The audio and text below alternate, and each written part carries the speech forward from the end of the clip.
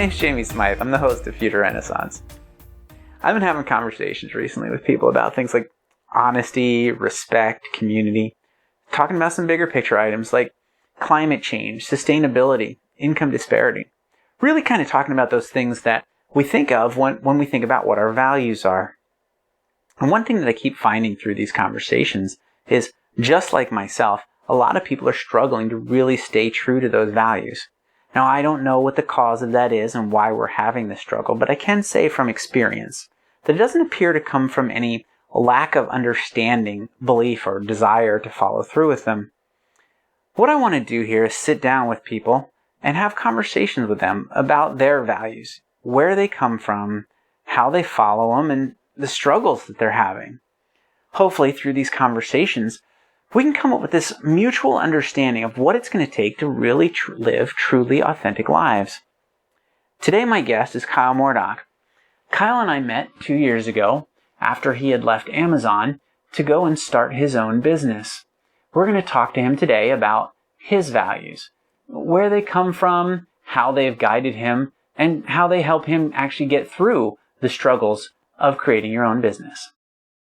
So hi, Kyle. Thanks for joining me on my inaugural episode here. Thanks for having me. I appreciate it. So we talked previously about some times in your life that had some very specific meaning of value, or how your values kind of played into it. And I know you had a story about this work that you're doing right now, and I'd love to hear that. Yeah. So the premise behind Grail, which is the name of the company, is helping people find shoes that fit when they're shopping online. And to get slightly more specific, it's sort of a community-focused platform where the idea is that individuals who are sort of similar to you are helping you and giving you recommendations for finding shoes that fit, and hopefully in the future, other products that will fit you well. But of course, the big problem being, especially now during COVID, is that there's many folks who can't go into a store, try something on, get a real sense for how their body interacts with that product, in this case being shoes. And so we're trying to provide as much information and context through other people's experiences to help the user seeking out that product find what fits them best. So how did you even come about with this idea to begin with? I think the biggest thing is that I'm a big guy myself. So being 6'5", 250 pounds, I've always just had a hard time finding stuff that fit. And it was almost a non-starter when you're online looking for something. And so back in 2019, when I left Amazon, I was chatting with my brother, who's also really big. He's 6'9". So, we got into this conversation about, gosh, I've been looking for stuff, can't find the thing that I want, especially when it comes to fit. And these stores that we're sort of interested in shopping at are in very limited locations across the world. And you can't go in and try this stuff on. But when you're going to drop a relatively significant amount of money on a product, you want to make sure everything about that product is right, including the fit. And there was no good way to do that. So that's sort of the problem that we started with, and went about attacking it from there. Did you leave Amazon before deciding to do this, or is that part of what drove you to do that? I had always sort of been interested in this space. So when I graduated from college in 2008, went and moved in with a buddy in Portland and picked up a GQ magazine that got delivered to our house on accident, and started flipping through it and thought the stuff in there was really fascinating. And at the time, GQ was very different, in my opinion, than it is now. And they talked a lot more about the quality of items and the craftsmanship and sort of like the art and effort that goes into creating these products. And I was sort of hooked from that point on. So I've always had this sort of passion, interest in clothing, shoes, whatever sort of high-made or well-made goods, I suppose. I'm curious, are there any specific personal values that you have that led you to drive to me? Like, I think to start on a purely sort of values-based level, the work that I was doing at Amazon was not fulfilling for me personally. And the reason it wasn't fulfilling is because I didn't understand what benefit my work had for anyone beyond the little group that I was engaged with. So I wanted to really create an impact. And when you're at a company the size of Amazon's, I think it's hard to feel your work's ripple effect through the organization. And oftentimes there just isn't one, period, right? It's a small team of 5 or 6 or 10 people, and the work that you're doing goes up to your manager or your manager's manager and then sort of disappears to some extent. And I found that really frustrating. And going through college, high school, all that, I never really knew what I had wanted to do. I think a lot of the reason for that was because of those sort of same value-based reasons. Like I wasn't sure how being a mathematician or a psychologist or a scientist or whatever, like how that was really going to not only keep me engaged and interested, but also impact the world in a positive way. From your perspective, what do you think what is the valuable impact that Grail is going to have on society as a whole? Yeah. So I think the value that Grail will have is around environmental sustainability and impact. Currently, this issue of fit cascades into basically what's a very large returns problem for brands. And I think the way that a lot of the companies out there solve this today is with free shipping, free returns, right? But what that means is that people are buying a lot more than what they actually need in an effort to go through this like sizing exercise and then figure out, okay, what fits, what doesn't.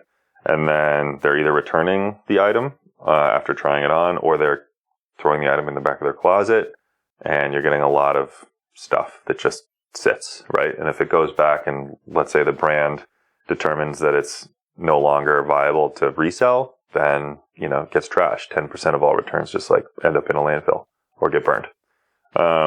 So, it's a seemingly small problem that has a very, very large impact.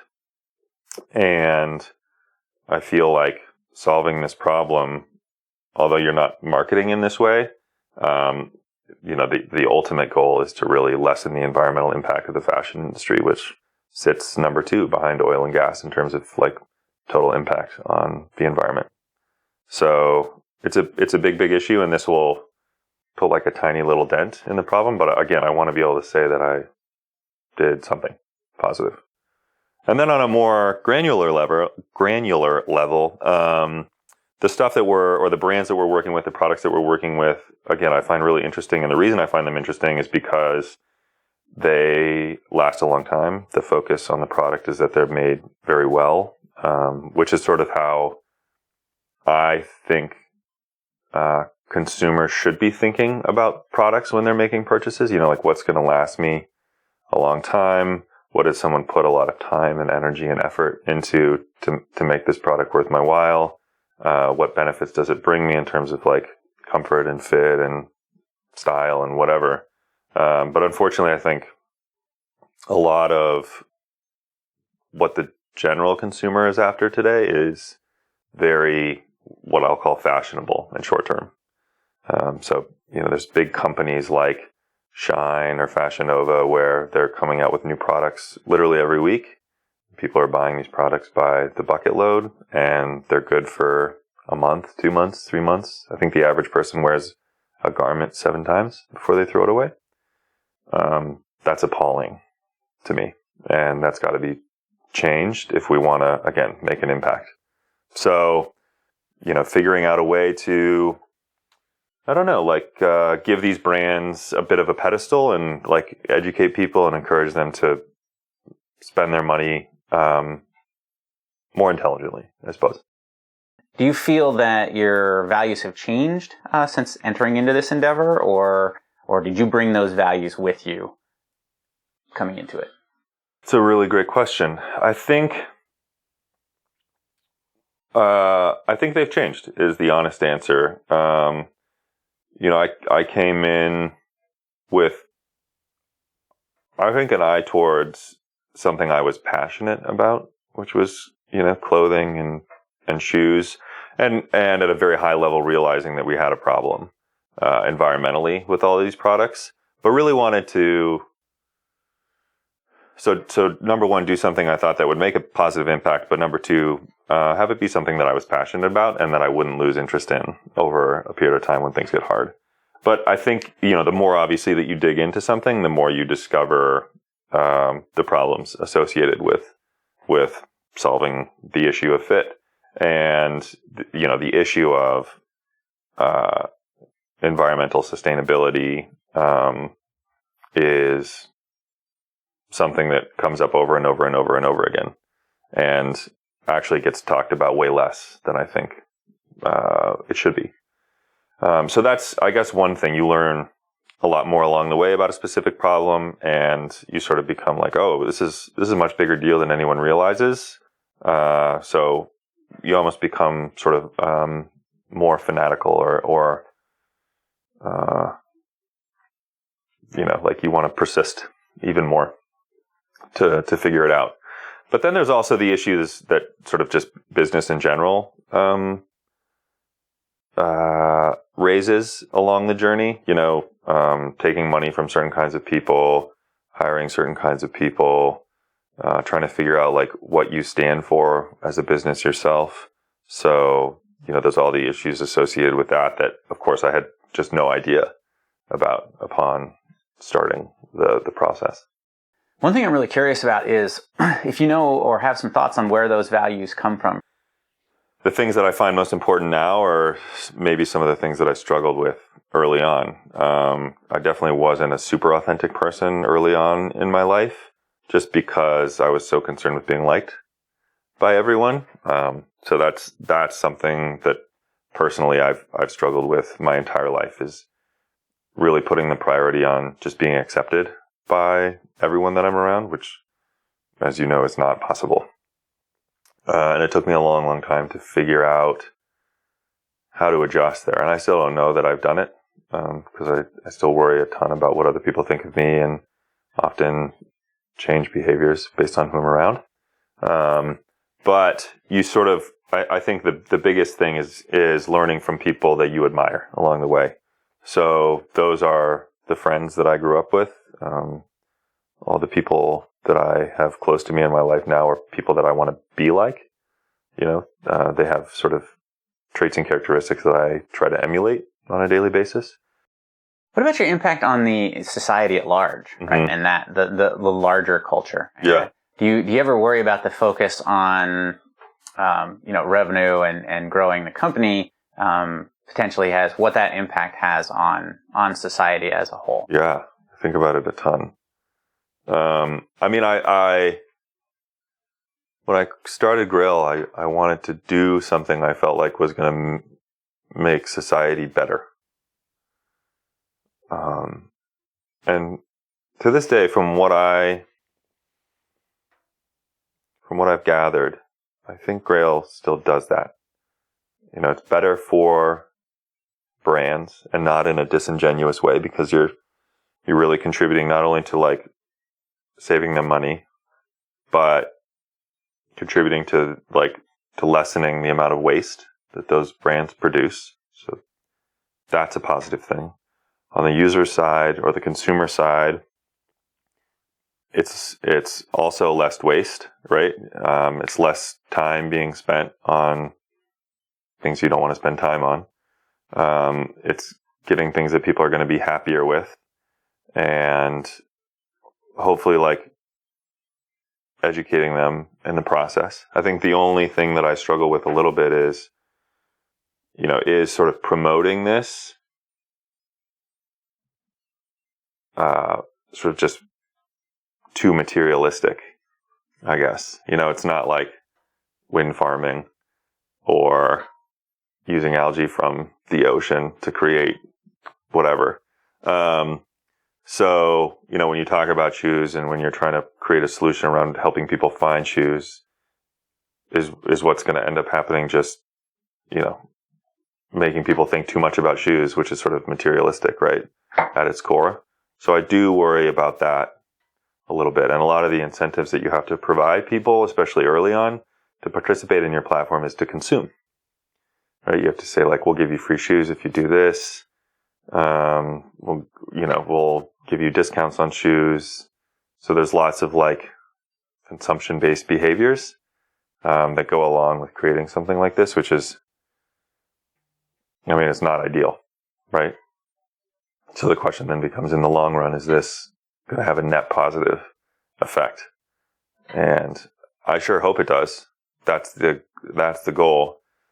But you've got to make a lot of really, really strategic and intentional decisions to make that happen, because we can run away from you so fast, right? If all of a sudden we're giving away all these shoes and brands are really interested in providing incentives for whatever reason to our consumers as a partnership, you can really easily think like, oh yeah, all we got to do now is just get people to buy more stuff, and that's how we're going to get people on the platform, and it turns into this thing that you didn't intend for it to be. So a lot of that is being very upfront with brands about what your intentions are as a company, what sort of things the partnership entails, turning down brands that don't want to interact in that way. And that's so hard, because all you care about now is traction, and every single brand that you partner with or work with is meaningful in some way and could potentially lead to you surviving as a business. So yeah, there's a lot of that. I don't know. Conflict, I suppose, internally. It would be hard to deny that the pandemic is influencing people. Do you think that has influenced your journey? Do you think it would have been different in a sort of a emotional or personal choice type perspective had it not gone the way it did? Yeah. I think it's certainly introduced more challenges. For me, just very personally, I'm an extrovert. And so being stuck in a house, working on this, doing Zoom calls, like, I hate that. That sucks for me. I want to be out. I want to be at gatherings, events, whatever, chatting with people. And that's how I perform best, actually, is, like pitching in front of people or trying to hire people face to face or whatever. And being relegated to a house really sort of affected the ability to make those valuable connections, but also emotionally for me, like, was very depressing, a lot of anxiety introduced into all that. And it can get you down. It got me down anyway. So, there are times where you just feel like what's the point? Uphill battle, pick your analogy, but it's insanely difficult. And but in some ways it's also positive. Like, our target market probably got bigger during COVID because no one's going into stores. So everyone's buying things online. So, blessing and a curse, I suppose. But,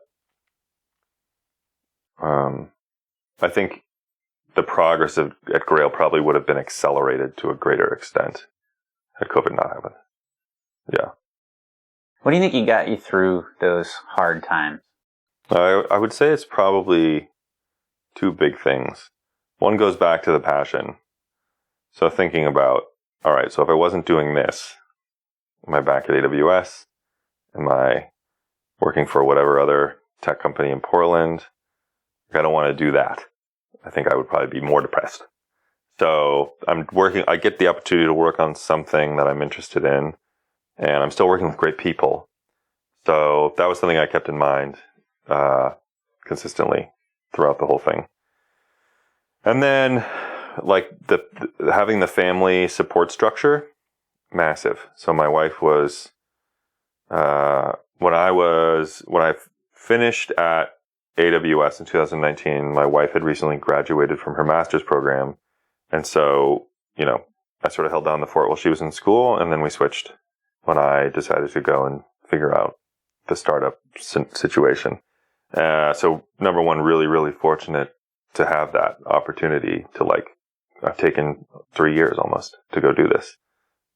Very few people get that opportunity. And then on top of that, my wife was supportive of this endeavor. So that's another thing. There's a lot of people that I think like, oh, you're not going to make money for who knows how long? Like, too risky. So that was massive, right?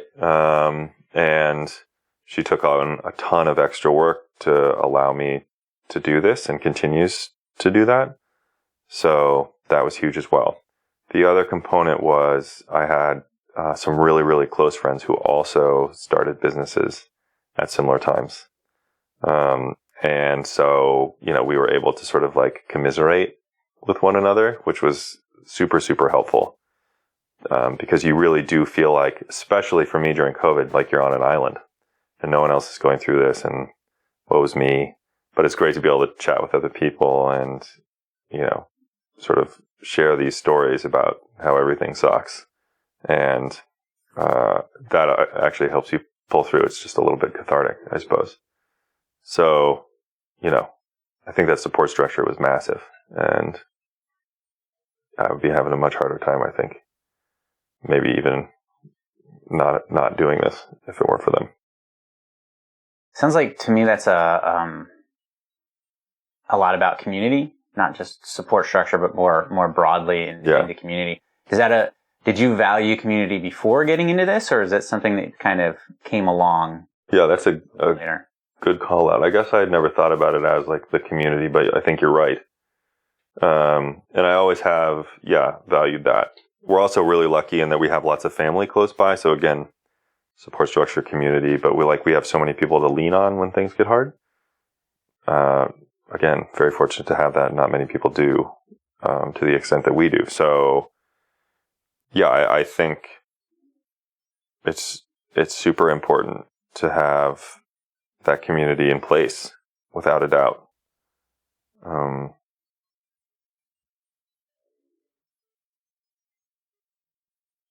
I'm not sure how you do it without that, frankly. Do you think that shaped the way that you've gone and built Grail? The idea for Grail started with just addressing this fit thing, but the community aspect did come in. It was something I'd always sort of thought about because it was how I behaved. I went to online communities to try and get my information, and those are the individuals that I trusted. And so that sort of, I guess, precipitated, some of the like building that into the platform. And some of the discoveries that we've made along the way are, number one, people don't trust themselves when it comes to making decisions, especially around fit. They need validation and transparency, and so they want to talk to people, right? And that human connection is worth a ton, even if the results it yields aren't necessarily like ideal. Doesn't matter, because people want to get that validation and like sort of shared experience through a community of individuals that are like them.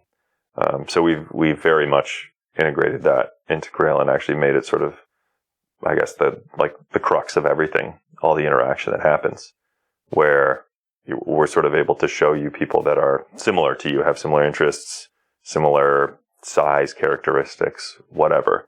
And by making that transparent to you as a user, we think that sort of incentivizes people to share more, and gives people more trust in the process. Yeah. You've started this thing, following your passion, to go through your business. I wonder if you have any advice to anyone else who's like on that fence, right? They're out there, they're thinking, I don't want to keep doing what I'm doing, but it's scary to kind of step into this. Yeah. If you have any deep words of wisdom that we can share with people that maybe will help them, find their own direction. Growing up, I was very or taught to try and avoid failure. I think that's actually something that has shifted in me quite a bit in the past 3 years, is sort of really embracing failure as something to actually strive for, because it means you're sort of pushing boundaries and getting yourself into uncomfortable situations. So for me, a lot of it was about sort of reframing that, like, I don't want to fail to, let's fail, because you're going to come out of that a much better and more well-rounded person for having at least made the effort. So try and fail, I guess, would be the advice that I've got.